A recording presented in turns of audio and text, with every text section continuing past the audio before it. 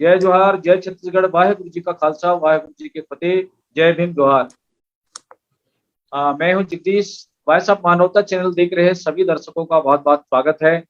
आज के हमारे खास प्रोग्राम में जुड़े हुए सभी मेहमानों का मैं स्वागत करता हूं। हमारे साथ कृपाल सिंह साहब जुड़ गए हैं, डॉक्टर साहब अमेरिका से। जसवीर भाटिया साहब जुड़ गए हैं अमेरिका से, उनका भी बहुत स्वागत करता हूं। फादर याकूब कुजूर सर हमारे साथ जुड़े हुए हैं, बहुत बहुत स्वागत है कुजूर साहब। हमारे साथ डॉक्टर शकुंतला निकुंज जी जुड़ गई हैं, उनका भी बहुत बहुत स्वागत करते हैं। आज वो पहली बार हमारे इस प्रोग्राम में आई हुए हैं। और हमारे साथ जुड़ने वाली हैं एडवोकेट स्मृति खलको मैडम। वो जुड़ चुकी थी लेकिन किसी कारणवश से उनका नेट कुछ गड़बड़ हुआ है, तो आज हम लोग खास दिवस मना रहे हैं पूरे वर्ल्ड में।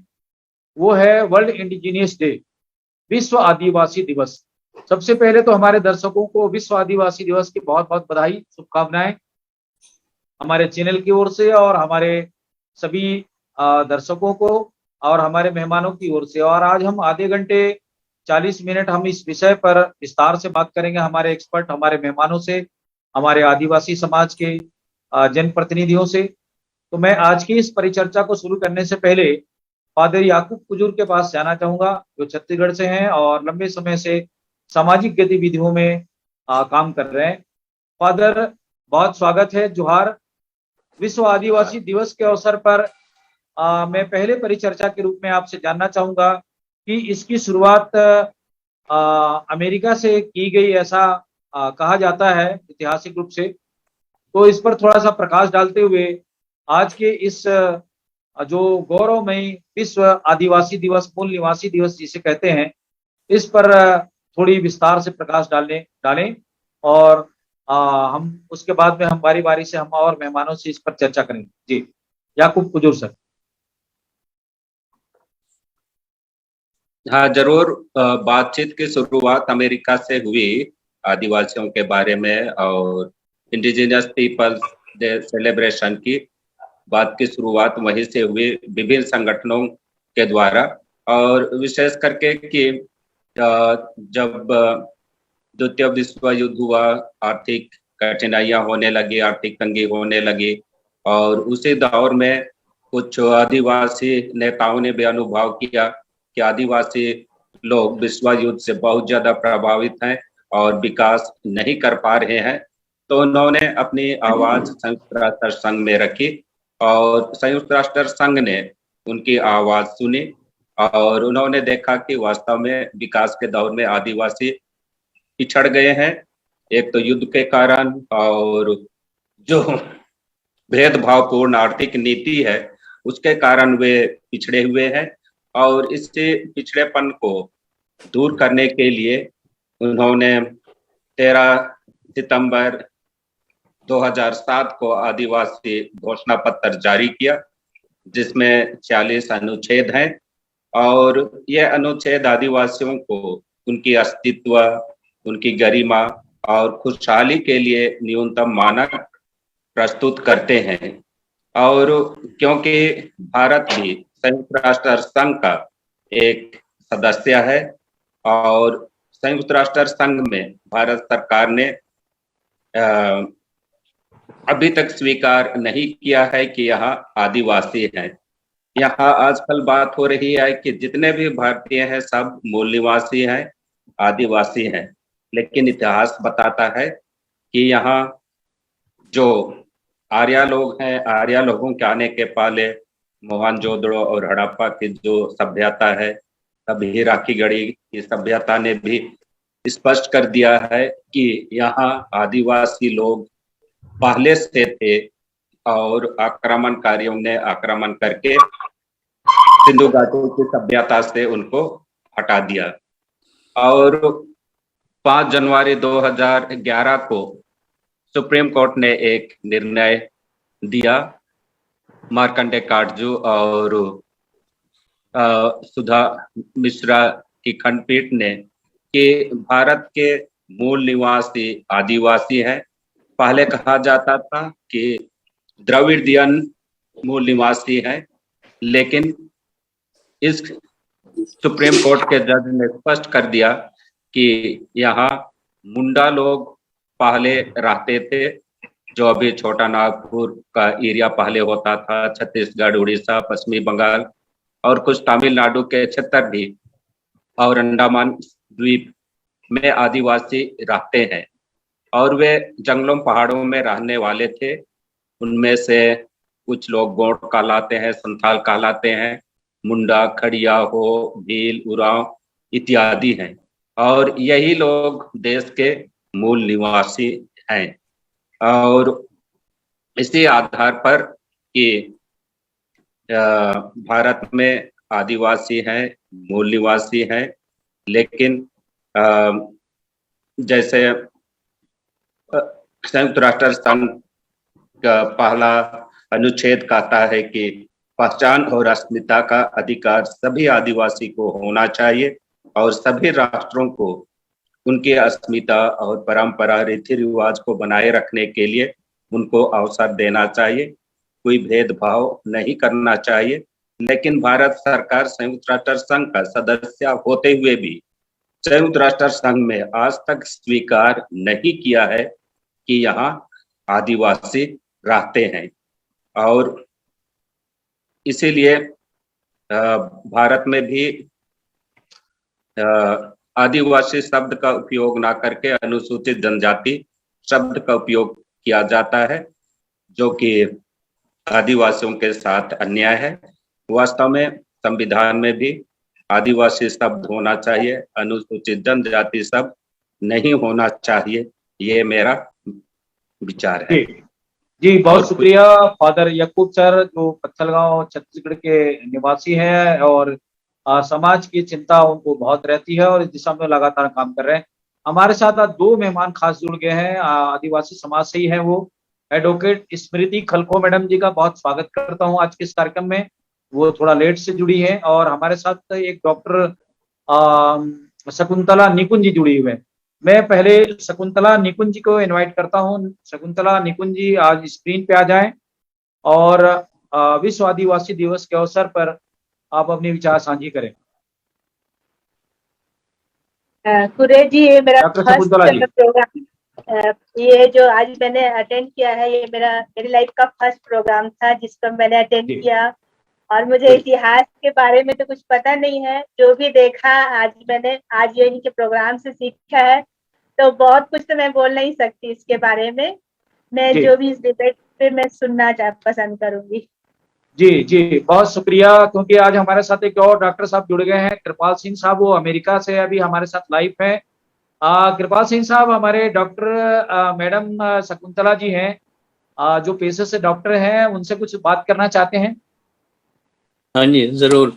डॉक्टर शकुंतला नमस्ते, सत श्री अकाल।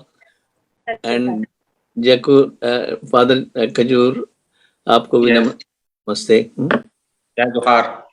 जय जोहार। जोहार जोहार। छत्तीसगढ़ में आदिवासी जब एक दूसरे से मिलते हैं तो जोहार शब्द का प्रयोग करते हैं, जैसे कि सत श्री अकाल बोलते हैं सिख लोग, या वाहेगुरु जी का खालसा बोलते हैं। जी अच्छा जी, जय जोहार।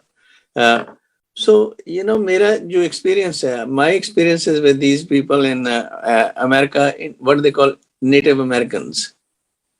Native Americans are different communities all over United States as well as in Canada, and even in South America and Central America. There are quite a few people.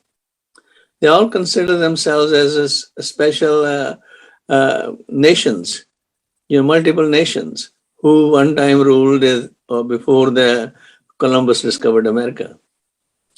So they were suppressed and they were really persecuted, and a lot of them were killed, and a lot of them either forced to convert to Christianity. And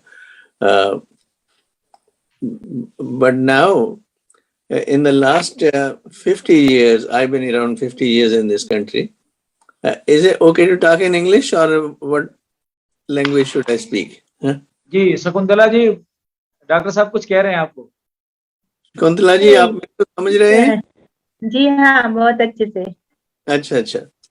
So these people, they were put on the reservations, and now recently they have found more oil on those reservations, and they have started casinos, and they have started all other kinds of development, There are special schools and special colleges to help in their development.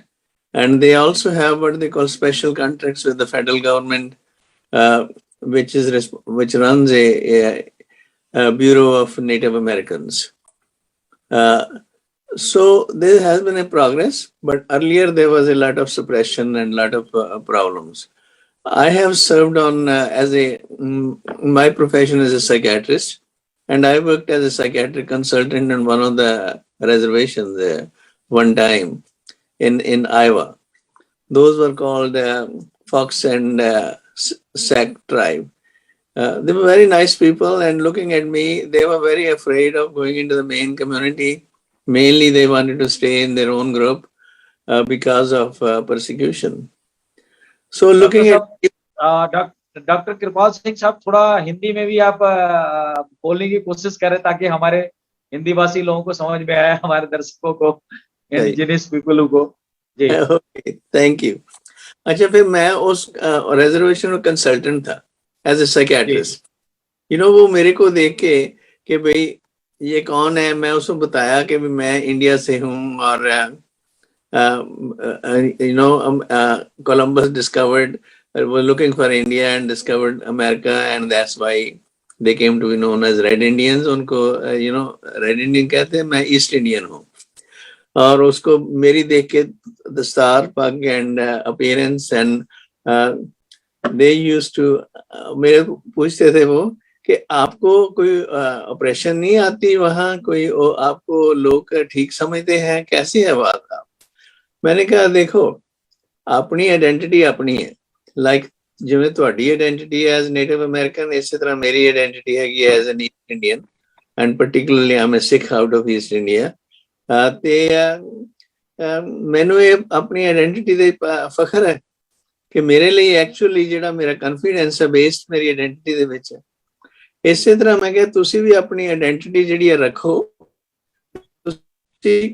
You can ਜਿਹੜੀ ਸਾਡੀ community ਚ ਜਾ ਸਕਦੇ ਜੇ ਮੈਂ ਸੋ ਮੈਂ ਬਹੁਤ ਲੋਕਾਂ ਨੂੰ ਇਨਕਰੇਜ ਕੀਤਾ ਕਿ ਵੀ ਤੁਸੀਂ ਆਵੋ ਕਮਿਊਨਿਟੀ ਦੇ ਵਿੱਚ ਮਿਲੋ ਐਂਡ ਦੈਨ ਉਹਨਾਂ ਨੂੰ ਇਹ ਵੀ ਕਿਹਾ ਕਿ ਵੀ ਤੁਸੀਂ ਆਪਣੀ ਡਿਫਰੈਂਟ ਜੌਬਸ ਵਗੈਰਾ ਉਹਨਾਂ ਨੂੰ ਅਪਲਾਈ ਕਰੋ ਤੇ ਜਿਹੜੇ ਕਾਲਜ ਨੇ ਲੋਕਲ ਉਹਨਾਂ ਦੇ ਵਿੱਚ ਵੀ ਐਨਰੋਲ ਕਰੋ। ਸੋ ਉਹ ਮੈਂ ਉਹਨਾਂ ਨੂੰ ਫੈਸਿਲਿਟੇਟ ਕਰ ਸਕਿਆ ਇਸ ਤਰ੍ਹਾਂ ਥਰੂ ਮਾਈ ਐਗਜ਼ਾਮਪਲ ਕਿ ਵੀ ਕਿਸ ਤਰ੍ਹਾਂ ਤੁਸੀਂ ਸਾਡੇ ਕਮਿਊਨਿਟੀ ਦੇ ਵਿੱਚ ਰਚ ਮਿਚ ਸਕਦੇ ਆ without losing your culture. So ਕਹਿਣ ਦਾ ਮਤਲਬ this was my role in that little community, ਉਹਨਾਂ ਦੀ ਹੈਲਪ ਕਰਨ ਦੇ ਲਈ। ਪਰ ਵੈਸੇ ਜੋ ਹੈ ਨਾ ਸਾਨੂੰ ਹਮੇਸ਼ਾ ਇਹੀ ਆਇਆ ਦੁਨੀਆ ਦੇ ਵਿੱਚ, ਜਿਹੜੀਆਂ ਵੀ ਇਨਵੇਡਰ ਕੌਮਸ ਹੁੰਦੀਆਂ ਨੇ ਨਾ, ਜਿਹੜੇ ਆਉਂਦੇ ਨੇ ਲੋਕ ਬਾਹਰੋਂ ਤੇ ਵਿਨ ਕਰ ਲੈਂਦੇ ਨੇ ਇਲਾਕਿਆਂ ਨੂੰ, ਉਹ ਜਿਹੜੇ ਉੱਥੇ ਦੇ ਨੇਟਿਵ ਵਾਸੀ ਹੁੰਦੇ ਆ ਉਹਨਾਂ ਨੂੰ ਆਪਣੇ ਗੁਲਾਮ ਦੇ ਤੌਰ ਤੇ ਰੱਖਦੇ ਨੇ, ਜਿਹੜੀ ਚੰਗੀ ਗੱਲ ਨਹੀਂ ਹੈ। ਪਰ ਗੁਰੂ ਨਾਨਕ ਸਾਹਿਬ ਨੇ ਇਸ ਚੀਜ਼ ਨੂੰ ਇਹ ਕਹਿ ਕੇ ਕਿ ਵੀ ਅਸੀਂ ਜਿਹੜਾ ਵਾ ਉਹਨਾਂ ਦੇ ਇਹ ਕਹਿ ਕੇ ਕਿ ਵੀ ਅਸੀਂ ਓਂਕਾਰ ਵੀ ਜਿਹੜਾ ਗॉड ਹੈ ਜਾਂ ਅੱਲਾ ਹੈ ਜਾਂ ਜੋ ਰਾਮ ਹੈ, ਜੋ ਵੀ ਤੁਸੀਂ ਕਹਿਣਾ ਚਾਹੋ, ਬ੍ਰਹਮ ਹੈ, ਉਹ ਤਾਂ ਇੱਕੋ ਹੀ ਆ, ਉਹਦੇ ਤੋਂ ਹੀ ਸਾਰੇ ਉਪਜ ਹੋਈ ਆ ਉਹਨਾਂ ਦੀ, ਤੇ ਉਹਦੇ ਵਿੱਚ ਹੀ ਸਾਰਿਆਂ ਨੇ ਸਮਾ ਜਾਣਾ ਇਵੈਂਚੁਅਲੀ। ਸੋ ਸਾਨੂੰ ਇੱਕ ਦੂਜੇ ਦੀ ਇੱਜ਼ਤ ਕਰਨੀ ਚਾਹੀਦੀ ਹੈ। ਜਿਹੜੀ ਡਾਇਵਰਸਿਟੀ ਹੈ, ਜਿਹੜਾ ਇਹ ਭਿੰਨ ਚੀਜ਼ਾਂ ਨੇ ਬਣਾਈਆਂ ਹੋਈਆਂ ਨੇ, ਉਹਨਾਂ ਨੂੰ ਸਾਨੂੰ ਰਿਸਪੈਕਟ ਕਰਨਾ ਚਾਹੀਦਾ, ਉਹਨਾਂ ਨੂੰ ਇੱਕ ਦੂਜੇ ਨਾਲ ਰਲ ਮਿਲ ਕੇ ਅੱਗੇ ਵਧਣ ਦੀ ਕੋਸ਼ਿਸ਼ ਕਰਨੀ ਚਾਹੀਦੀ ਹੈ। ਸੋ ਇਹੋ ਹੀ ਸੀ ਮੈਸੇਜ ਜਿਹੜਾ ਮੈਂ ਉਹਦੇ ਨਾਲ ਸ਼ੇਅਰ ਕੀਤਾ ਇੰਡੀਅਨਸ ਦੇ ਨਾਲ। ਸਾਡੀ ਪਾਵਰ ਸਾਡੇ ਵਿੱਚ ਆਪ ਹੈ, ਸਾਨੂੰ ਆਪਣੇ ਆਪ ਇਨੀਸ਼ੀਏਟਿਵ ਅੱਗੇ ਵਧਣ ਦੀ ਕੋਸ਼ਿਸ਼ ਕਰਨ ਦੀ ਲੋੜ ਹੈ। ਬਾਕੀ ਵਾਹਿਗੁਰੂ ਦੀ ਮਿਹਰ ਦੇ ਨਾਲ ਸਾਰਾ ਕੁਝ ਹੋਏਗਾ। थैंक यू जी बहुत शुक्रिया कृपाल सिंह साहब। हमारे साथ एडवोकेट स्मृति खलको मैडम जुड़ गई हैं। स्मृति जी स्क्रीन पे आए और आज विश्व आदिवासी दिवस के अवसर पर, क्योंकि आप आज अपने स्पीच में काफी अपनी बातें रखी है और जो इस समाज का, जो हमारे मूल निवासी समाज का जो बहुत सारा जो दुख दर्द है, जो बहुत सारा परेशानी है, इसमें आप एक सामाजिक चिंतक के रूप में काम भी करते हैं। तो मैं आपसे चाहूंगा कि आज के इस प्रमुख वार्ता पर, महत्वपूर्ण डिबेट पर आप अपने विचार साझी करें। स्मृति खलको मैडम, सबसे पहले आप सबको बहुत बहुत धन्यवाद। एक्चुअली यहाँ नेटवर्क प्रॉब्लम है, कैमरा में थोड़ा प्रॉब्लम होगा, इसलिए मैं सिर्फ अपना ऑडियो ऑन की हुई हूँ। जी, इसके लिए मैं माफी चाहती नहीं हूँ। कोशिश करें, अगर आप स्क्रीन पे आ जाएं तो हमारे अमेरिका से जो साहिबान हैं वो भी, उनसे भी आपसे रूबरू हो जाए। जी जी, हेलो। आप कैमरा थोड़ा तिरछा करें स्मृति मैडम। हेलो, ये थोड़ा जी, नेटवर्क का इशू हो रहा है, वो नहीं नहीं कैमरा नहीं, एक्चुअली नेटवर्क की कोई वजह बात से। नहीं, आपकी आवाज भी आ रही है और स्क्रीन में अगर आ जाते हैं तो कोई बात नहीं, चालू करके देखें। हाँ, ये एक्चुअली थोड़ा नेटवर्क प्रॉब्लम है, मैं अपनी बातों को ऐसे ही रख रही हूँ ठीक, अभी, ठीक है मैडम, ओके ओके। जिससे प्रोग्राम डिस्टर्ब नहीं होना चाहिए। एंड जी sorry for the inconvenience. Okay, सबसे पहले आप सभी को मेरी ओर से जय जोहार। जी, जय जोहार। आज इस वर्ल्ड इंडिजिनस डे के दिन मैं आप सभी को कहना चाहती हूँ कि आज यूनाइटेड नेशन ऑर्गेनाइजेशन ने सबसे पहले हम आदिवासियों के भले के लिए एक United nation working on indigenous people के नाम से एक कार्य समिति का गठन किया था, जिसका मुख्य उद्देश्य था, जिस प्रकार से हम देखते हैं कि आज भी हम आदिवासी अपने मानव अधिकार से, बहुत सारे एरिया के अपने मानव अधिकार से वंचित हैं। रोटी कपड़ा मकान से वो वंचित पाए जाते हैं, और कुछ लोग जो हैं वो, उनको बहुत सारी मूलभूत सुविधाएं जो हैं वो मिल नहीं पाती हैं। और हम सब आदिवासियों को सामाजिक, आर्थिक और न्याय व्यवस्था की सुरक्षा देने के लिए, और हम आदिवासी बहुत सारे, कुछ लोग जो आगे बढ़ रहा है वो आगे बढ़ रहा है, और जो पीछे आ रहा है वो पूरा पीछे ही चल जा रहा है। उन सभीयों को हर एक क्षेत्र में जागरूक करने के लिए, सिर्फ शिक्षा के क्षेत्र में नहीं, सामाजिक क्षेत्र में, आर्थिक क्षेत्र में, राजनीतिक क्षेत्र में, हर एक क्षेत्रों में जागरूक करने के लिए, और उनकी जितनी भी समस्याएं हैं उन समस्याओं को समाधान करने के लिए विशेषकर इस दिन को रखा गया है। क्योंकि हम सब देखते हैं कि आदिवासियों का आज भी, उनको हक, और संविधान ने तो बहुत सारे हक और अधिकार दिए हैं, लेकिन उसके बावजूद भी ये जो हक और अधिकार है ये सिर्फ किताबों में सिमट कर रह जा रहे हैं। और हमको सरकार आती है, बड़ी बड़ी घोषणाएं कर जाती है, लेकिन वो जो लोग हैं जो बिहार इलाके में रहते हैं, वो लोग आज भी शोषित होते आ रहे हैं। उनको सही बातों का उनको पता नहीं चल पा रहा है, अपने राइट्स का। तो वो लोग इतने ज्यादा शोषित होते आ रहे हैं कि अपने अन्याय के खिलाफ भी वो लोग लड़ नहीं पा रहे हैं। इसलिए आज विशेषकर इंडिजिनस डे को रखा गया, ताकि लोगों को इसके बारे में अवेयरनेस फैलाया जाए, ताकि लोग आज अपने खिलाफ हो रहे शोषण के लिए खड़े हो सके। जी, यही कहना चाहूंगी मैं। और जी, खलको मैडम का मैं परिचय बताना चाहूंगा। वो छत्तीसगढ़ हाई कोर्ट में एक अधिवक्ता भी हैं, और युवा है, और समाज के प्रति उनकी गहन चिंतन है और सामाजिक पीड़ा है, क्योंकि विभिन्न घटनाओं को लेकर वो समय पर समाज के बीच में आकर अपनी आवाज बुलंद करते रहती हैं। मैं हमारे साथ जुड़े हुए अमेरिका से जसबीर भाटिया साहब से चाहूंगा कि वर्ल्ड इंडिजिनियस जो डे मनाया जा रहा है पूरे विश्व में, और अभी हमारे 3 मेहमानों ने अपनी बातें रखी है, याकूब कुजूर सर ने, डॉक्टर शकुंतला निकुंज जी ने, और अधिवक्ता स्मृति खलखो जी ने। आप तीनों की बातों को काफी देर से सुन रहे हैं, तो मैं चाहूंगा कि आज की इस महत्वपूर्ण वार्ता पर, चर्चा पर आप अपनी विचार साझी करें। और चूंकि एक वैश्विक देश में आप रहते हैं, हालांकि आप भारत के ही देश में, पंजाब में जन्मे पले बढ़े, और विश्व के देश में आप वहां रह रहे हैं, लेकिन भारत के सामाजिक परिस्थितियों को भी आप बखूबी समझते हैं। तो आज के इस महत्वपूर्ण चर्चा पर मैं आपसे चाहूंगा कि आप अपने विचार इस प्लेटफॉर्म पर रखें। जसबीर भाटिया सर। सबको सत श्री अकाल, जय जोहार, नमस्कार। मैं दूसरे पॉइंट ऑफ व्यू से, दूसरे दृष्टिकोण से सोच रहा हूँ जी कि आदिवासी कौन है तो हम सब इंसान, हम सभी आदिवासी हैं। लेकिन इस संसार में जिन लोगों के पास कोई ज्ञान था, या कोई टेक्नोलॉजी, या उनके पास कोई लड़ाई के साधन थे, या जिनके पास नेवी जैसे समुद्र के जहाज जिन्होंने बना लिए, उन्होंने एक दूसरे देशों के ऊपर जाके कब्जा किया और अपने फायदे के लिए वहां के रहने वाले लोगों को दबा दिया।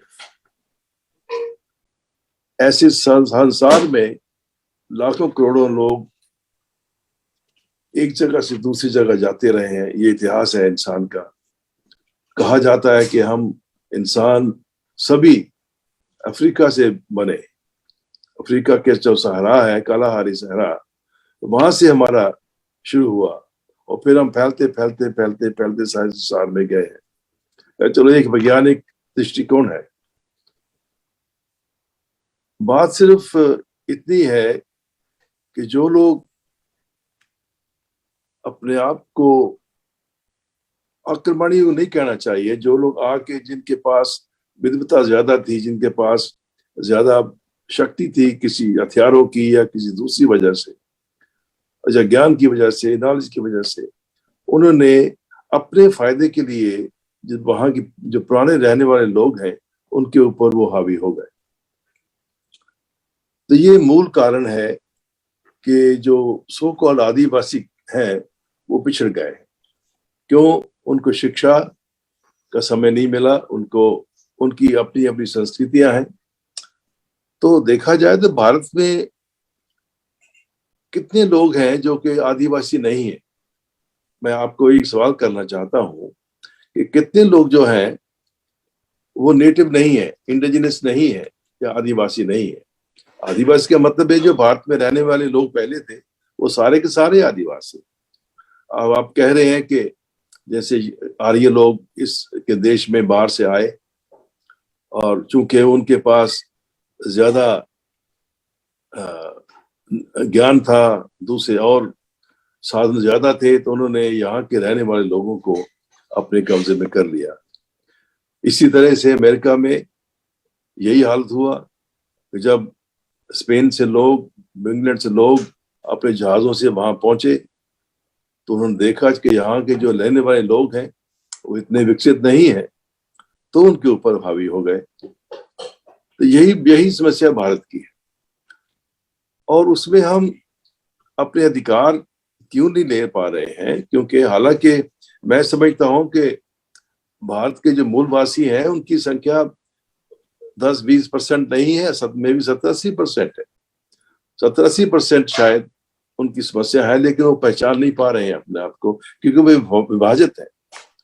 अगर वो कोई जंगल में एक शहर में या किसी डिस्ट्रिक्ट में रहते हैं तो वो अपने आप को दूसरे डिस्ट्रिक्ट से अलग समझते हैं। अगर वो कोई छत्तीसगढ़ वाले हैं तो झारखंड के रहने वाले आदिवासियों से अपने आप को अलग समझते हैं। लेकिन हम ही सब एक है। ये बात जो है ना, जब तक ये बात हमारे माइंड में नहीं जमेगी कि हम सभी एक हैं, चाहे हमारी भाषा अलग हो, चाहे हमारे व्यवसाय अलग हो, चाहे हमारी संस्कृति अलग हो, छोटे छोटे कल्चर जैसे कहते हैं अलग हो, तो उससे क्या फर्क पड़ता है? क्योंकि पुराने जमाने में यातायात के साधन तो थे नहीं, इसलिए जो भी जहां पर लिखा है वहां अपनी एक संस्कृति बन जाती है छोटी सी। लेकिन अब जमाना बदल गया। देखिए, आप भारत में बैठे हैं, मैं अमेरिका में बैठा हूँ, डॉक्टर साहब यहाँ बैठे हैं और हमारे दूसरे जो सज्जन है, बहनें हैं, वो कहीं बैठी हैं। हम सब आपस में मिलकर बात कर रहे हैं। तो ये समय के साथ साथ ये जो यातायात के साधन बड़े हैं, एक दूसरे से बात करने का समय आया है, तो हमें पहली बात तो ये एक संगठित होना पड़ेगा। सारे के सारे भारत के मूल निवासी जो है उनको एक संगठित होना पड़ेगा। जब तक संगठित नहीं होंगे तब तक शक्ति नहीं आएगी, तब तक हमारी आवाज में ताकत नहीं होगी। क्योंकि जो लोग सत्ता में हैं वो दूसरों को, अपोजिशन को छोटे छोटे में बांट के, डिवाइड एंड रूल जिसे कहते हैं इंग्लिश में, उनके ऊपर हावी रहते हैं। तो मेरा संदेश यही है, आपकी ये भारत आपका देश है और सारा देश आपका। ये नहीं कि सिर्फ झारखंड आपका है या छत्तीसगढ़ आपका है, सारा देश ही आपका है। चाहे वो पंजाब के रहने वाले लोग आदिवासी हों, चाहे मध्य प्रदेश के आदिवासी हों, क्योंकि भारत कभी भी एक देश नहीं था। भारत हमेशा ही अपने छोटे छोटे राज्य थे, इससे सब लोग विभाजित थे। तो अब समय आया है जब देश एक हो गया है, तो सारे के सारे जो मूल निवासी हैं उनको भी इकट्ठा होना है, संगठित होना है, और संगठित होके ही आपकी शक्ति बढ़ेगी आपके अधिकार आपको मिलेंगे। अधिकार को देता नहीं है सब, अधिकार दिए जाते हैं, अपने बल से दिए जाते हैं। बल का मतलब ये नहीं कि लड़ाई ही करनी है, हमारी आवाज भी हमारी शक्ति है। तो मेरा यही मैसेज है कि हमारा ये फर्ज बनता है सबका कि हमारे जो मूल निवासी हैं, हम सब मूल निवासी, हम भी मूल निवासी, हम कोई सिख बन गया, कोई दूसरा, कोई कबीरपंथी बन गया, कोई बन गया, लेकिन है तो मूलवासी। आप धर्म चेंज होने से हम मूलवासी थोड़ा कम हो जाएगी। तो हम सभी मूलवासी हैं जो बाहर से नहीं आए हैं। तो हमें संगठित होने की जरूरत है और अपने आप को शिक्षित करने की जरूरत है। दूसरों पे डिपेंड न करें, अपने आप पे भरोसा करें, अपनी कम्युनिटीज में जागृति पैदा करें कि हम सब एक हैं और हम एक मिलके हमको अपने संघर्ष करना है और हम अपने अधिकारों को इस तरह से ही पा सकते हैं। जैसे बाबा जी ने कहा है, संगठित हो, संघर्ष करो और शिक्षित हो। ये ऐसा एक फार्मूला है जिसका कोई दूसरा आसानी नहीं है। तो मेरा यही संदेश है कि हमारे जितने भी मूलवासी हैं, हम सभी मूलवासी हैं, हम सब मिलके अपने हकों का पूरा कोशिश करें, संघर्ष करें। धन्यवाद जी, बहुत शुक्रिया जसबीर भाटिया सर, अमेरिका से हमारे साथ जुड़ करके आपने बहुत ही अच्छी बातें कही है। मुझे लगता है कि स्मृति खलको जी को, शकुंतला जी को आपकी बातें पसंद आई होंगी और बाकी हमारे दर्शकों को भी समझ में आया होगा। मैं ब्रिजेंद्र सिंह साहब जो जुड़ गए हैं हमारे साथ में, बहुत स्वागत है ब्रिजेंद्र सिंह साहब, आप इस प्रोग्राम में आ जाएं और बहुत स्वागत करते हैं आपका। मैं ब्रिजेंद्र सिंह साहब का परिचय करा दूं। उत्तर प्रदेश राज्य एक बड़ा राज्य है हमारे भारत का और वहां पे एक्स डीजीपी रहे हैं, आगरा से हमारे साथ जुड़े हुए हैं। बहुत स्वागत करता हूं मैं उनका आज की इस महत्वपूर्ण चर्चा पे, वर्ल्ड इंडिजिनियस डे पे। सर, इस पर अभी बहुत सारे वक्ताओं ने अपनी बातें रखी है, तो मैं आज की इस महत्वपूर्ण चर्चा पर आपसे चाहूंगा कि इस विश्व आदिवासी दिवस के अंदर पे अपना संदेश भी दें और आज की इस चर्चा पर अपने विचार रखें।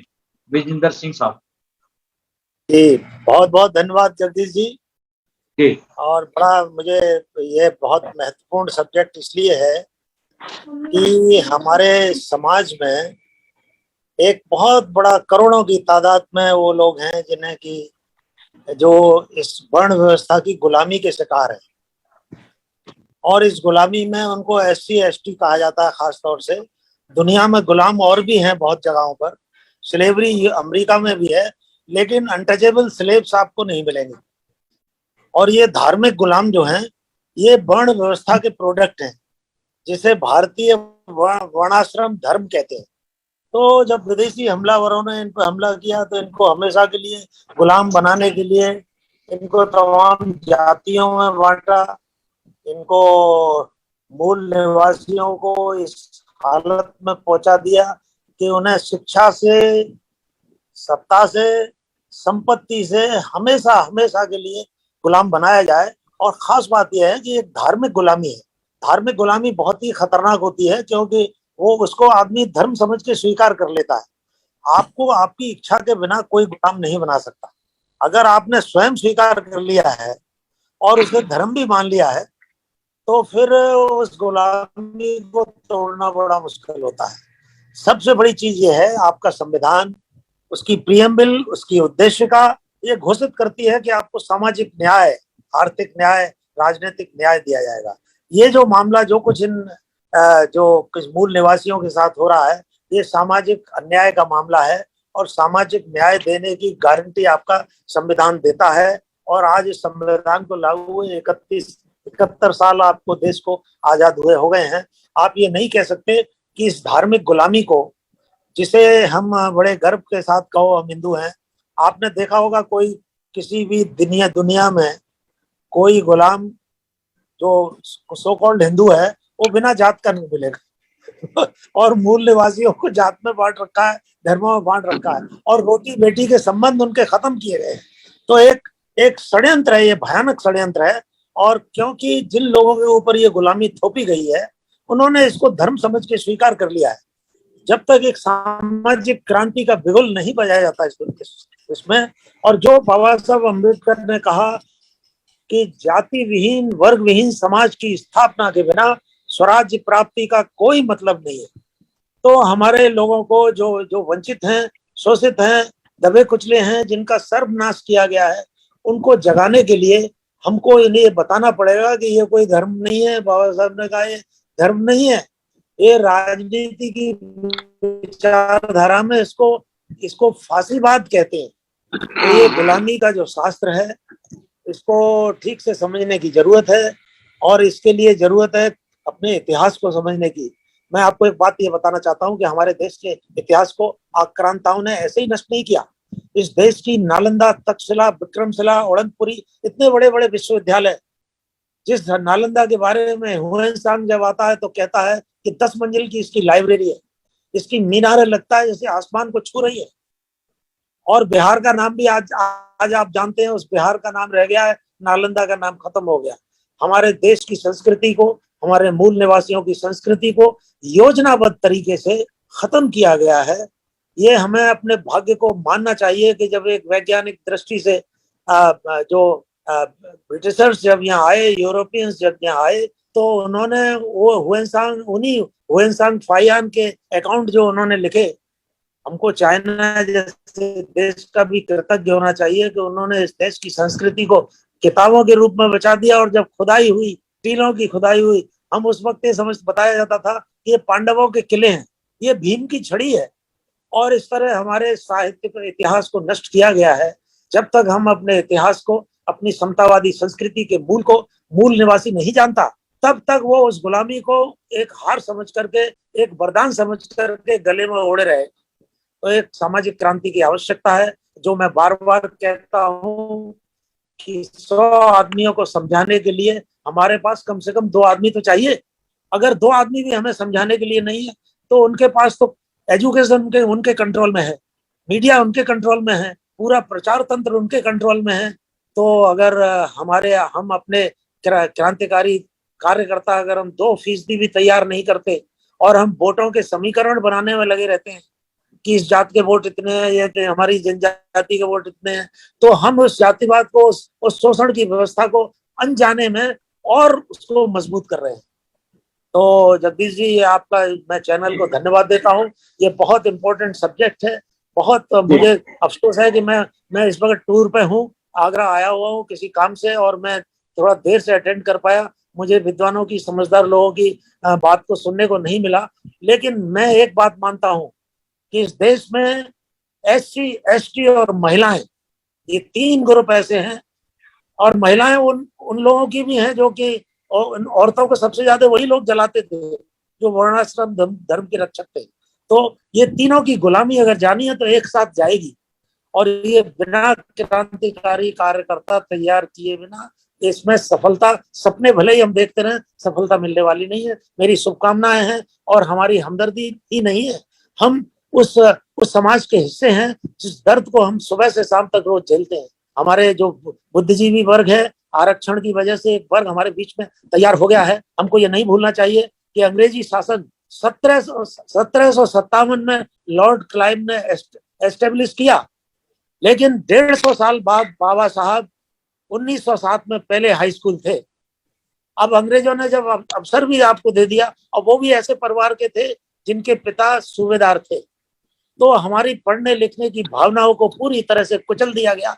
अवसर मिलने पर भी हमारे लोग वो कावड़ भरने चले जाते हैं, तैयार नहीं होते अपनी गुलामी की जंजीरों को काटने के लिए।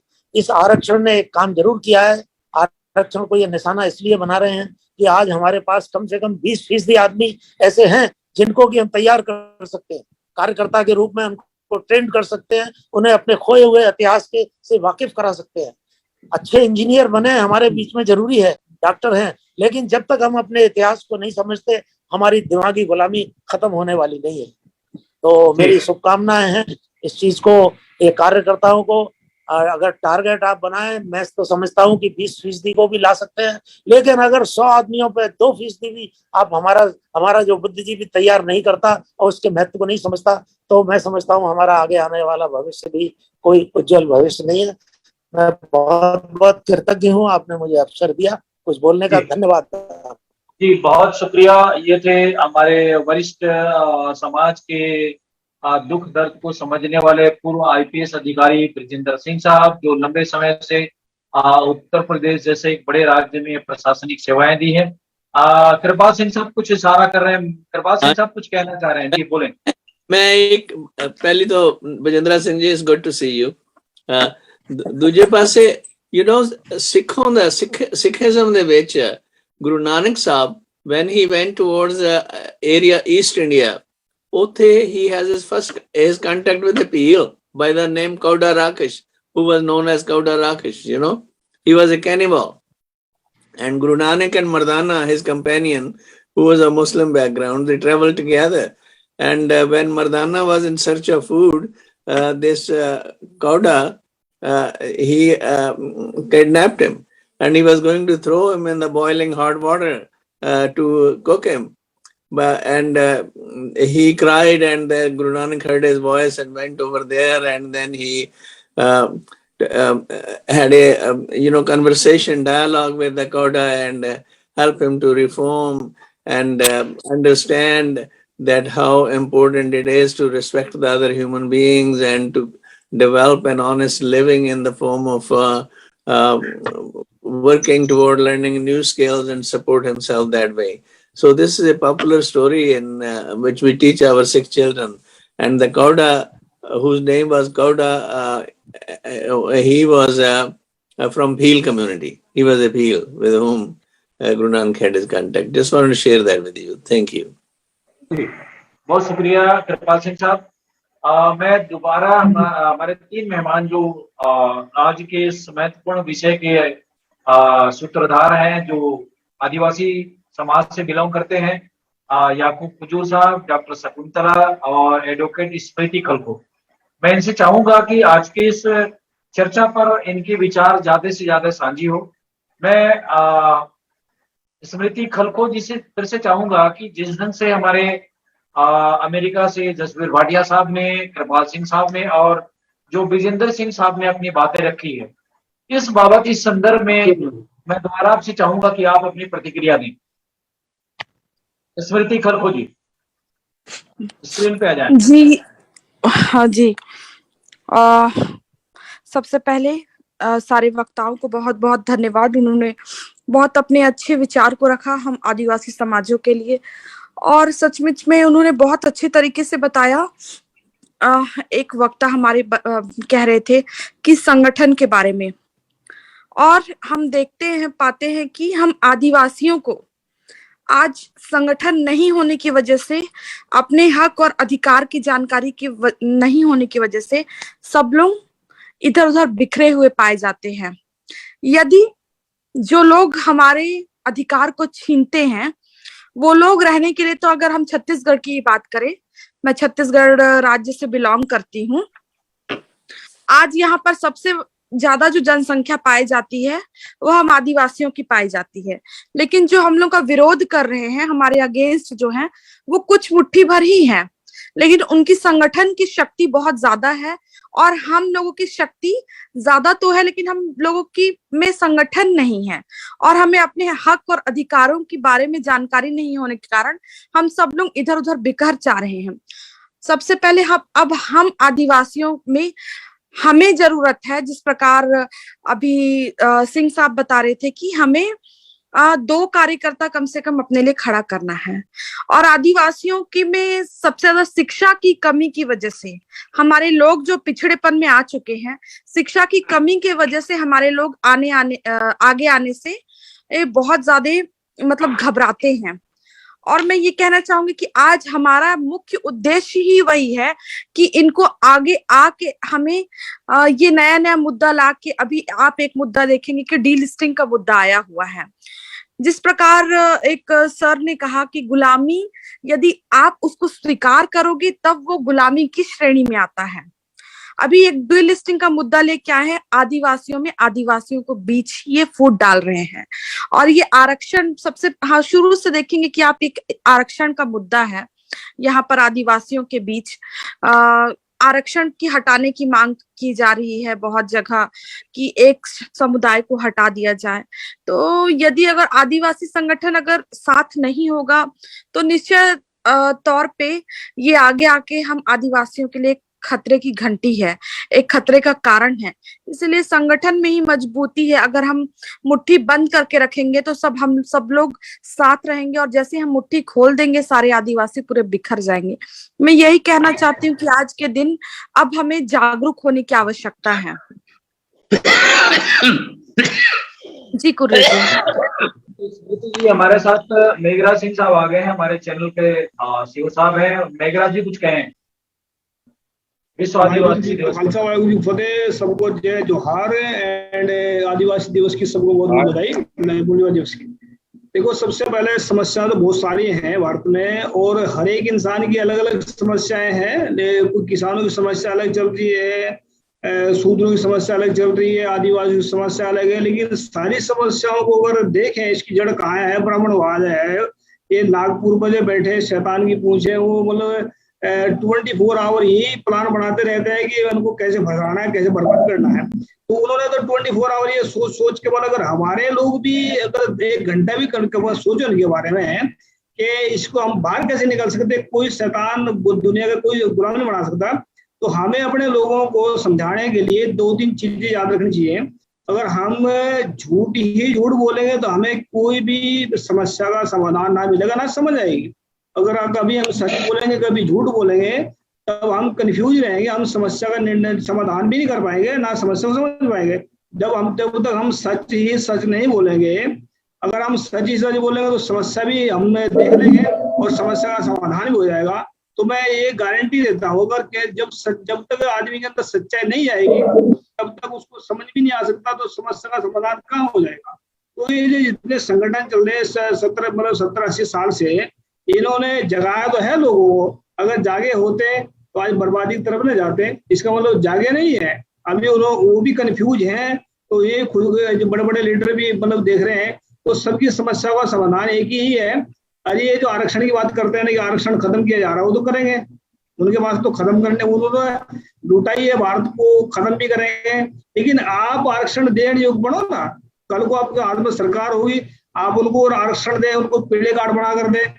ब्राह्मण जो है ना, वो भगवान का जब मंदिर बैठ गए, जब ब्राह्मण जी जब उनकी पीड़े काट निकाले, उनको आरक्षण आप दे। खुद सरकार अपना आप लोगों की जनसंख्या ज्यादा है, तो जनसंख्या अब जब सरकार आप लोगों की हाथ में होगी तो ये आरक्षण के चक्कर में ना लड़े, आरक्षण को खत्म करेंगे। लेकिन खुद आप भिक्षा देने के लायक बने लोगों को, ना कि भिक्षा मांगने के लोगों को लायक बने। तो मैं चाहता हूँ कि आदिवासी और सभी के सभी भारत के मूल निवासी जो भी है, एक साथ इकट्ठे होकर के सच्चाई और ईमानदारी से चल करके, तो ये 2-3 साल के अंदर न तब्दील हो सकती है, अगर ये चाहे तो। नहीं तो फिर जैसे बर्बाद हो रहे हैं 70-80 साल से ऐसे होते रहेंगे, और फिर ये बड़ी मुश्किल से आज़ादी मिली थी, तो ये भी जा सकती है। तो उम्मीद भी करता हूँ आप सभी जो लीडर हैं कि इसको समझेंगे, बात को सच्चाई और ईमानदारी के रास्ते पर चल करके 1 साल के अंदर ये आज़ादी मिल सकती है। तो आदिवासी दिवस की बहुत बहुत बधाई। थैंक यू, शुक्रिया, धन्यवाद। शुक्रिया मेघराज सिंह साहब। मैं याकूब कुजूर जी के पास फिर से दोबारा चाहूंगा कि आपके इस विषय पर जितने भी हमारे वक्ताओं ने अपनी सारगर्भित बातें रखी है, याकूब कुजूर साहब कुछ और भी हमारे मेहमानों से कुछ और भी सवाल जवाब करना चाहेंगे या कुछ अपनी बात रखना चाहें तो रखें। कुजूर साहब। अभी हम लोग आदिवासी पर चर्चा कर रहे थे और कुछ सवाल आ रहा था कि आदिवासी कौन है। कि आदिवासी कौन है, उसको मैं इस तरह से समझता हूँ कि जैसे हमारा जो नॉन हिस्ट्री है, इतिहास हम जो जानते हैं, उसके अनुसार कि कहीं पर भी जो उपनिवेशवादी लोग जो रहे थे, बाहरी आक्रमणकारी जो रहे थे, वे कहीं पर भी गए तो उसके पहले वहां पर कोई और व्यक्ति था, तो मैं उन्हीं को आदिवासी मानता हूँ। और ये है कि जो आदिवासी क्षेत्र था, उस क्षेत्र में नॉन इंडिजिनियस पीपल्स वहां पर आए और उन्होंने उनको, जैसे भी इतिहास हम लोग जानते हैं कि उनको गुलाम बना दिया, और उन्हीं को हम आदिवासी कह सकते हैं। और इसकी शुरुआत और बोलेंगे तो उसकी गति तेज हो गई उपनिवेशवाद से, कि उपनिवेशवाद जब हुआ और उसी के साथ कैपिटलिज्म भी आ गया, तो आदिवासियों का जो जल जंगल जमीन है उसकी लूट शुरू हो गई, उनकी भाषा संस्कृति का पतन शुरू हो गया, और सो कॉल्ड जो डेवलपमेंट हम लोग बोलते हैं उसमें आदिवासी को ही कीमत क्यों चुकानी पड़ती है? उसको जल जंगल जमीन खोना पड़ता है, उसको अपनी रीति रिवाज संस्कृति खोनी पड़ती है, और ऐसा इसलिए होता है क्योंकि आदिवासी कमजोर है। आदिवासी का जल जंगल जमीन माइनिंग के लिए, इंडस्ट्रीज के लिए, रोड के लिए और रेलवेज के लिए चला जाता है। लेकिन सवाल यह है कि सो कॉल्ड डेवलपमेंट में आदिवासी ही केवल क्यों कीमत चुकाए, दूसरे लोग क्यों कीमत नहीं चुकाए? बात आ रही थी कि गुलामी की मानसिकता, जिसको मैं कहता हूं गुलामी की मानसिकता, और जब तक गुलामी की मानसिकता से आदिवासी नहीं निकलेगा, और विशेष करके जो जिसको हम यहाँ आदिवासी कहते हैं, एसटी कहते हैं, एससी कहते हैं और ओबीसी कहते हैं, और ये तीनों वर्ग को अपनी गुलामी की मानसिकता से निकलना पड़ेगा। और गुलामी की मानसिकता यही कि जो बताया गया उसी को ही सच मान लिया गया है, और जब तक उससे नहीं निकल सकते हैं आदिवासियों का विकास नहीं होगा, जिसको हम अपनी भाषा में यहाँ एसटी एससी ओबीसी कहते हैं, उसका विकास नहीं होगा। और इस विकास की गति को तेज करने की सबसे बड़ी जिम्मेदारी होगी यहाँ के ओबीसी की, क्योंकि उनकी सबसे ज्यादा संख्या है। और ओबीसी भी जो भी बोल रहे थे हम लोग, धार्मिक गुलामी जो है, धार्मिक गुलामी से जकड़े हुए हैं, एससी भी है और एसटी भी हैं। क्योंकि अभी जब हम एकता की बात कर रहे हैं कि यहाँ एकता होनी चाहिए, पहले जरूर आदिवासी एक था, लेकिन आदिवासियों के बीच में एकता है, लेकिन एकता को हमेशा तोड़ा जाता है, और सबसे ज्यादा तोड़ा जाता है धर्म के नाम से। और यहाँ अभी जो धर्म की राजनीति चल रही है, उस धर्म का जो बाजार बनाए रखना है, उसके लिए आदिवासियों को विशेष करके एससी और एसटी को तोड़ा जा रहा है, उनको संगठित होने नहीं दिया जा रहा है। आदिवासी बाय नेचर संगठित रहता है, लेकिन उसका संगठन को तोड़ दिया जा रहा है, और सबसे ज्यादा अभी तोड़ दिया जा रहा है धर्म के नाम से। अभी जहां मैं रहता हूँ ये जसपुर का क्षेत्र है, जसपुर का क्षेत्र में धर्म के नाम से आदिवासियों को लड़ाया जा रहा है। बस्तर के क्षेत्र में अभी आदिवासियों को लड़ाया जा रहा है, और धर्म को एक मुद्दा बना दिया जा रहा है, और आदिवासी को विभाजित किया जा रहा है। मुख्य रूप से आदिवासी को हिंदू और ईसाई में विभाजित किया जा रहा है। दोनों हम सरगुजा संभाग में देख रहे हैं, और बस्तर में जो कुछ हो रहा है ऐसा ही हो रहा है। और जब कुछ आदिवासी इन बातों का विरोध करते हैं तो उनको नक्सली कह करके जेल में डाल दिया जा रहा है, और जो बुद्धिजीवी सोच विचार करने वाले सोशल एक्टिविस्ट हैं, आदिवासियों का पक्ष लेते हैं, उनको भी शहरी नक्सल बोल करके उनको भी जेल में डाल दिया जा रहा है। यह एक सोची समझी चाल है कि आदिवासियों को संगठित होने ना दो, एक होने ना दो, ताकि वे अपनी मूल समस्या जो जंगल जमीन की समस्या है, गरीबी की समस्या है, विस्थापन का समस्या है, आजकल हाथी की समस्या है, डीलिस्टिंग आदि की समस्या है, इन समस्याओं से उनको अलग हटा करके उनके बीच में धर्म को ले आओ, और धर्म को ही सबसे बड़ा मुद्दा बना दो। हमारे इस क्षेत्र के जितने भी जनप्रतिनिधि हैं, अधिकांश जनप्रतिनिधि यही कहा करते हैं कि हमारे क्षेत्र में सबसे बड़ी समस्या है तो धर्मांतरण की समस्या है। यह धर्मांतरण भी क्यों समस्या है, और संविधान ने तो सबके लिए स्वतंत्रता दिया है, स्वतंत्रता दिया है तो किसी के लिए यह समस्या नहीं होनी चाहिए। और जिसकी जो इच्छा है, अपनी इच्छा के अनुसार, अपनी स्वतंत्रता के अनुसार कोई भी धर्म मान सकता है। लेकिन यहाँ जो अपना स्वार्थ जो है, यहाँ स्वार्थ की जो राजनीति है, इस स्वार्थ की राजनीति के कारण ही धर्म एक समस्या बनी हुई है। धर्म के सही अर्थ को हम समझ नहीं पा रहे हैं। हम परिभाषित करते हैं कि धर्म ईश्वर और मनुष्य को जोड़ता है, लेकिन हम देख रहे हैं कि यह धर्म ही मनुष्य को अलग कर दे रहा है। यह धर्म की परिभाषा ऐसी नहीं है, लेकिन हम धर्म को गलत परिभाषित कर रहे हैं, और गलत जो परिभाषित कर रहा है उसी को अज्ञानता के कारण कई लोग सच्चाई मान करके उसको स्वीकार नहीं कर रहे हैं। आदिवासी जब तक एक नहीं होता है उसकी समस्या का समाधान नहीं होगा, और आदिवासी को एक होने नहीं दिया जाएगा स्वार्थ की राजनीति के कारण। और उसका जो जल जंगल जमीन है उसको छीनने के लिए उसको कभी एक नहीं होने दिया जाएगा। कॉर्पोरेटाइजेशन, प्राइवेटाइजेशन को हमेशा बढ़ावा दिया जाएगा। जो 5वीं अनुसूची है, पेशा है, वन अधिकार है, इन कानूनों को खत्म कर दिया जाएगा ताकि आदिवासी आगे और विकसित ना हो सके। धन्यवाद जी, बहुत शुक्रिया याकूब कुजूर साहब, आपने ज्वलंत मुद्दों को छूने की कोशिश किया है। आज के इस दोबारा आपके इस विचार सारगर्भित रहे, बहुत शुक्रिया। मैं डॉक्टर शकुंतला के पास फिर से जाना चाहूंगा। शकुंतला जी वैसे चाह रही हैं कि मैं सभी वक्ताओं की बातों को सुनूं, लेकिन वो काफी देर से सुन रही है, बहुत गंभीरता से।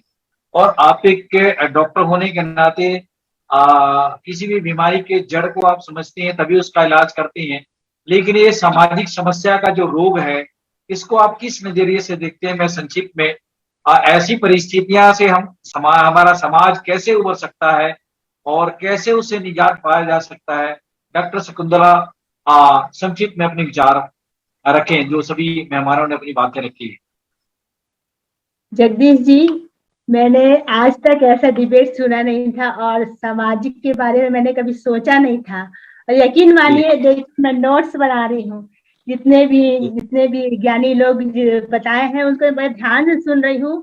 और मतलब एक मैं परिकल्पना कर रही हूँ कि वाकई हम आज कितने गुलाम हैं। मतलब आजादी मिली हुई हमें, अंग्रेजों से आजादी मिली है, परंतु आज भी हम परातंत्र हैं। मतलब उसकी तकलीफ तो मुझे आज महसूस हो रहा है कि वाकई हम आज भी परातंत्र की जीवन जी रहे हैं।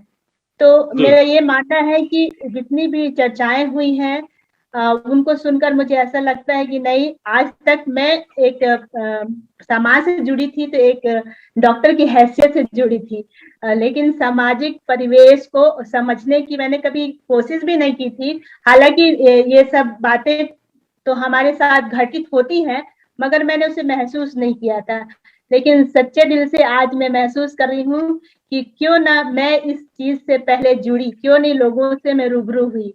लेकिन मैं प्रॉमिस करती हूँ कि निश्चय मैं एक दिन इस समाज से जुड़ूंगी और इस सामाजिक गतिविधियों में भाग लूंगी और एक अच्छा आउटपुट मैं दूंगी, ये मैं सोचती हूँ।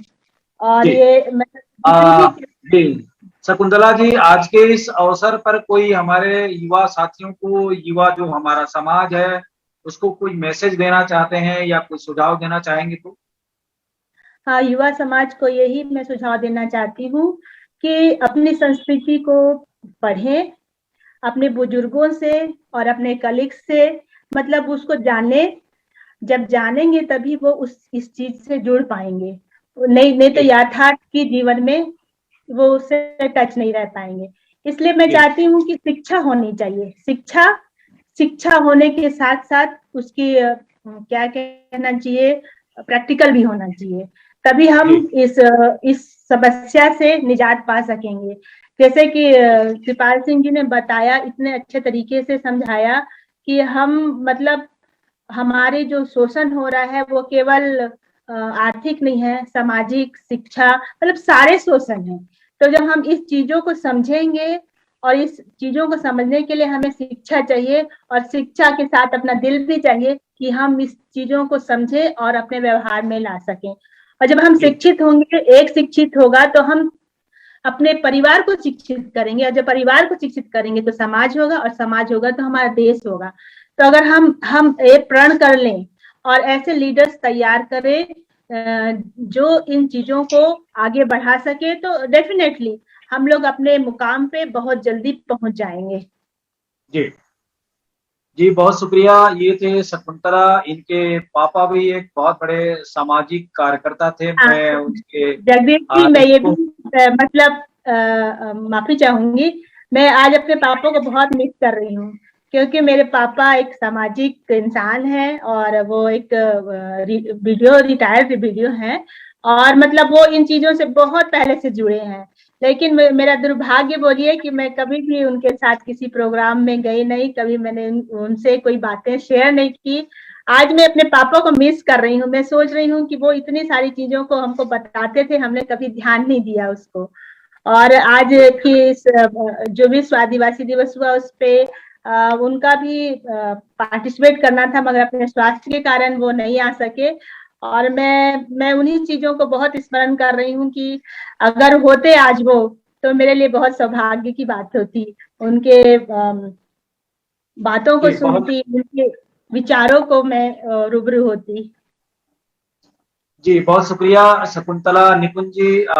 इनके घर में एक ऐसी शिक्षा का संचार हुआ है जो सभी बेटियों को पढ़ा लिखा कर उनके पापा इन बेटियों को उन्होंने अच्छे पदों पर पहुंचाया, और मैं उनसे बहुत नजदीक से रूबरू हुआ हूं। और बहुत शुक्रिया, कम से कम आप उनका प्रतिनिधित्व कर रही हैं।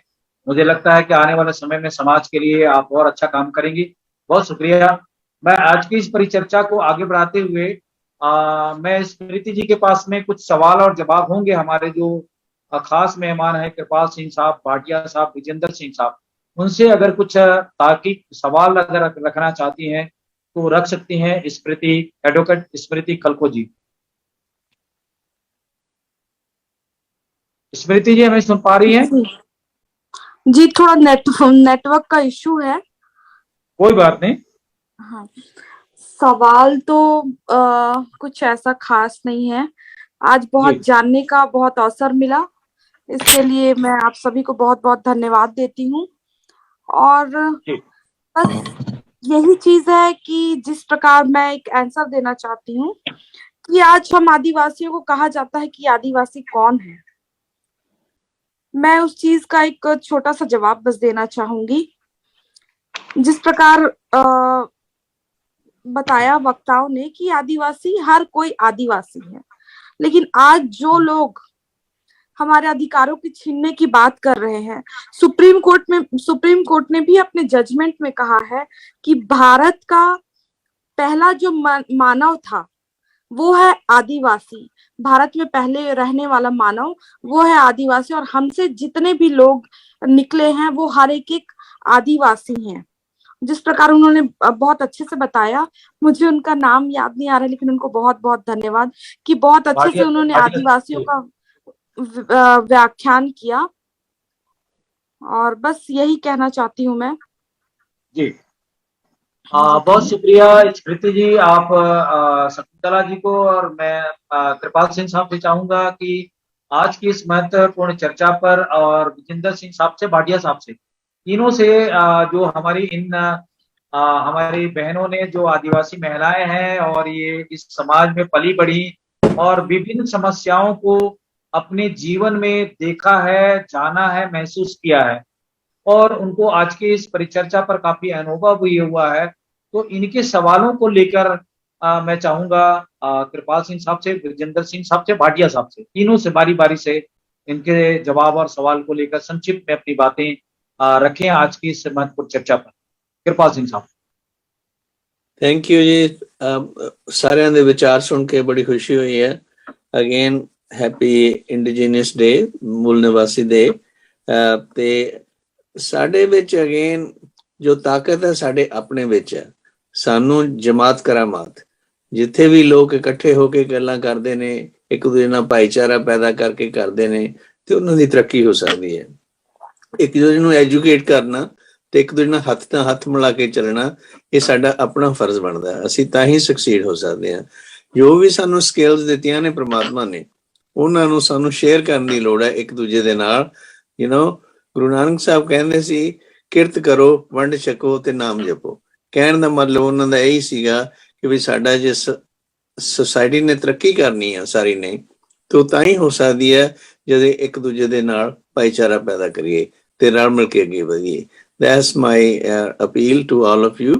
वाहिगुरू जी का खालसा वाहिगुरू जी की फतेह। जी, बहुत शुक्रिया कृपाल सिंह साहब, आपने बहुत कम शब्दों में बहुत सारी बातें कह दी है, गागर में सागर भर दी है। बहुत शुक्रिया।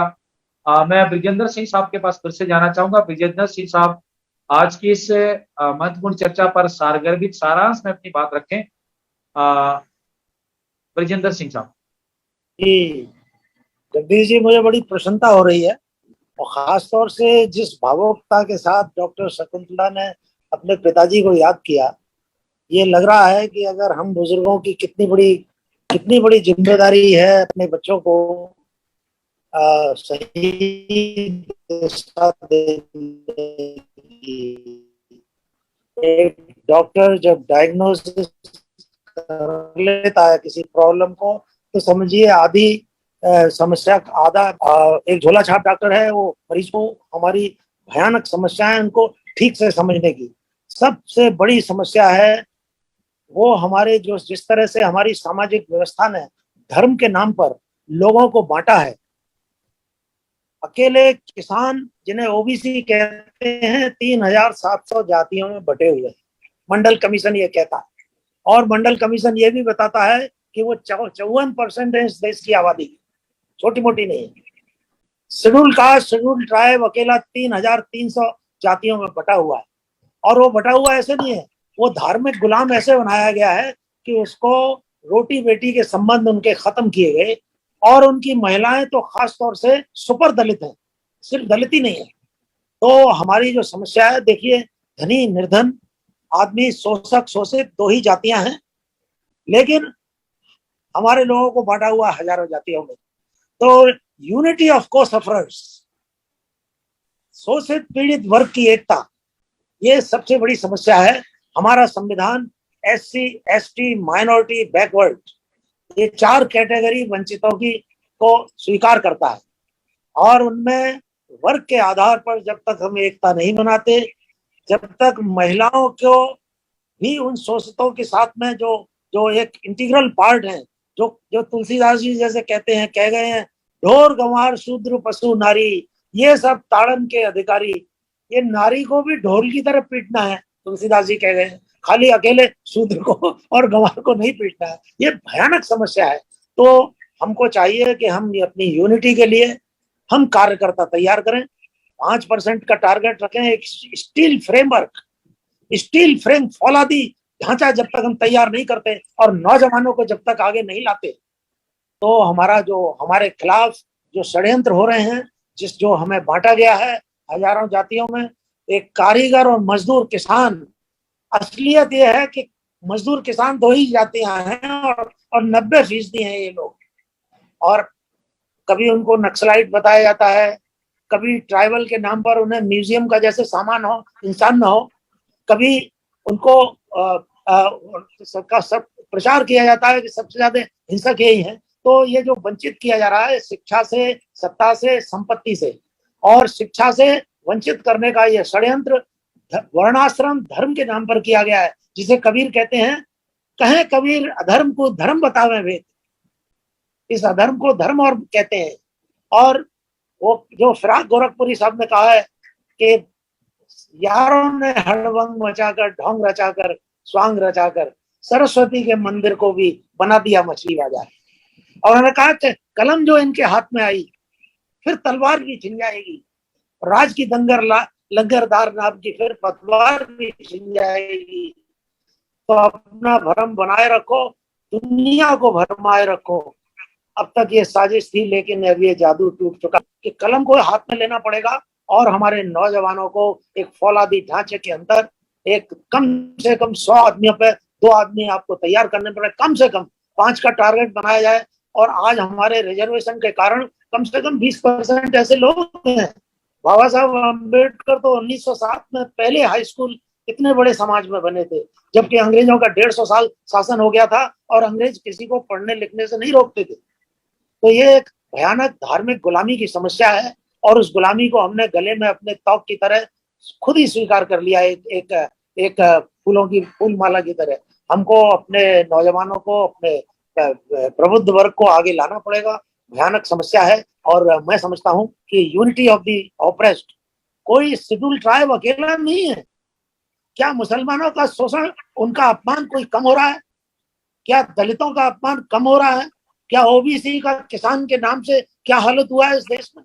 तो यूनिटी ऑफ द ऑप्रेस्ड, हमको ये टारगेट बनाना पड़ेगा, नौजवानों को लाना पड़ेगा। और जो अच्छे संस्कारित लोग हैं, डॉक्टर शकुंतला जैसे और याकूब साहब ने जिस तरह से हमारे दुख दर्दों का बयान किया है, सीरियसली सोचना पड़ेगा। ये युवाओं के आगे लाने का मुझे विश्वास है कि हमारी जंजीरें कटेंगी। 71 साल हो गए हैं, हमको सिर्फ अभी हम वोटों के समीकरण बनाने में लगे हुए, तो हमारे बुद्धिजीवी की विशेष जिम्मेदारी है। धन्यवाद जगदीश जी, आपने ये थे हमारे बहुत ही अनुभवी पूर्व आईपीएस अधिकारी विजेंद्र सिंह साहब। बहुत शुक्रिया सिंह साहब हमारे साथ इस वेबिनार में जुड़ने के लिए।